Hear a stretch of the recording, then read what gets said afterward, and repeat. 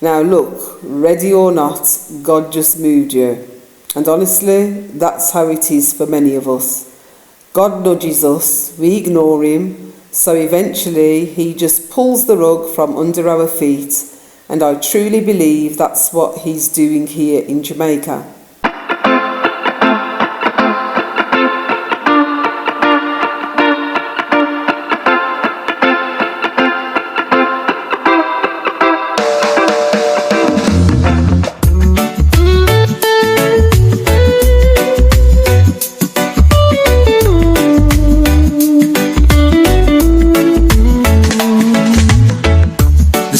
Shining bright,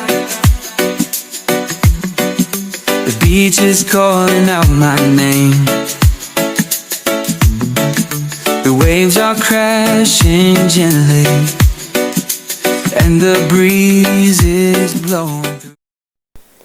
Hurricane Melissa, Day 3, the storm that reset Jamaica and my faith. This morning I woke up feeling energised and completely connected to my Creator. I could literally feel God's presence as I gave thanks for the day before and the day ahead, and for whatever He has planned for me. During the storm, God kept whispering to me, hold space, meaning no matter what happens, stay positive and trust the process. Everything is working out not only for my highest good, but for Jamaica's highest good too. Many may not see it yet, but Melissa came with a massive reset and an upgrade. One of my neighbours, the same one who never used to talk to me before Melissa, told me he had already finished building another house but wanted it fully furnished before moving in. He said, me years too hard, me think me could have ride it out like burial. I told him, sometimes we can't wait for things to be perfect before moving. Now look, ready or not, God just moved you. And honestly, that's how it is for many of us. God nudges us, we ignore him, so eventually he just pulls the rug from under our feet, and I truly believe that's what he's doing here in Jamaica. When one person gets the message and it produces good fruit, others will follow. Then Sandia came over to borrow the ladder, but the wooden beams, also known as lart, holding the zinc roof gave way and the zinc dropped behind the storage door, trapping it shut. D'Andre came to the rescue like a true hero and managed to open it. Inside the storage, water was a couple of inches deep, the perfect mosquito vacation resort. Some zinc even landed on top of my lawnmower and whacker, but funny enough, the zinc actually protected them. They're both still working like champs, yay.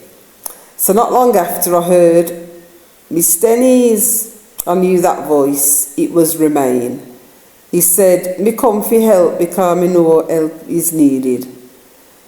He also shared heartbreaking news that 2 of his friends died in the hurricane when their house collapsed. Their bodies were still inside. He said it took him 3 hours to walk to us. He went straight to Miss Joanne's house because she had the most damage. When she saw him, she smiled so big. She was relieved, especially since all the workers in the area were fully booked. She gathered zinc that wasn't too damaged and asked if she could borrow a couple of sheets of mine. I told her, take whatever you need. I have a roof, you don't. Remain fixed her roof, then came over to help me with my water catchment. Honestly, God has the best sense of humour. I said, thank you, Lord, for removing my zinc to give to Miss Joanne. I asked to be a blessing and you took me seriously. So sometimes we think we need something, but someone else needs it more. And one thing I know for sure is we need each other. It is truly more blessed to give than to receive. Everything here is material and God will provide a new roof for me, no question. I don't know how or when, but that's God's business. He told me long ago he would strip me of everything I depend on, and he wasn't joking. I thought I couldn't live without solar, and look at me now, full-on, off-grid warrior. And that's the reality for so many Jamaicans right now. Later on, I heard loud commotion outside. People were gathering opposite my house. It was my neighbour Del.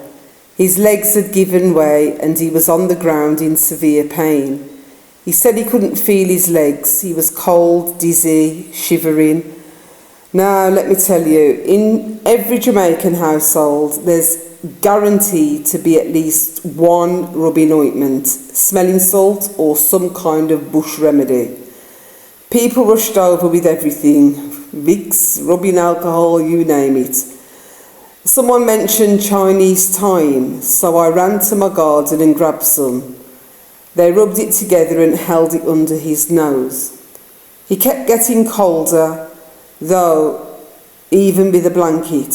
Then I remembered the duvet. Oh, that's why I have it. I ran and got it to cover him. Ambulance wasn't an option. Roads were blocked by fallen trees. So we stayed with him, talking, praying, keeping him awake. Debo came in and said, "You need to get better so we can drink some rum, you know." Then told him off for working too hard and not resting and not eating well. Eventually Del said the pain was easing. I stepped away knowing it was the strength of the community and the power of God that brought him through. I'm no medic, but when I saw his eyes rolling back, I knew we needed divine intervention and God showed up. Later, Miss Joanne finally got her radio working. 16 deaths reported so far, though we know it's likely higher. We're still cut off from outside communication, but honestly, it's not such a bad thing. I'm getting closer to my community and closer to God. Word came that the supermarket reopened, way sooner than expected, especially after the looting. Thank God for the Chinese people in Jamaica. I'm not sure what we do without them. Right now, time doesn't even matter. I don't know what day it is unless I look at my phone. Everything feels so surreal. Melissa was intense, but God's love, grace and faithfulness are far more intense. Thank you so much for watching my hurricane journey. Take care and I hope to see you again soon.